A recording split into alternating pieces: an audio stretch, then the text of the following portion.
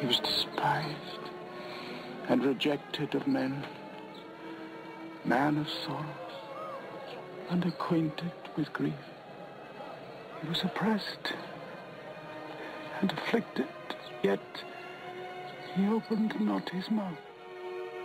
He was brought as a lamb to slaughter, and as a sheep before its shearer is dumb.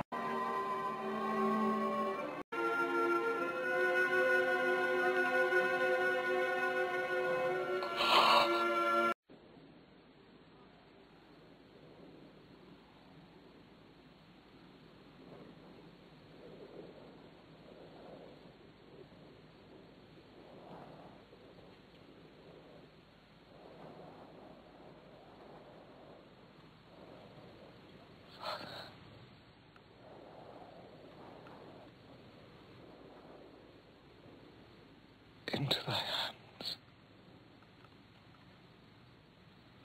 I commit my spirit.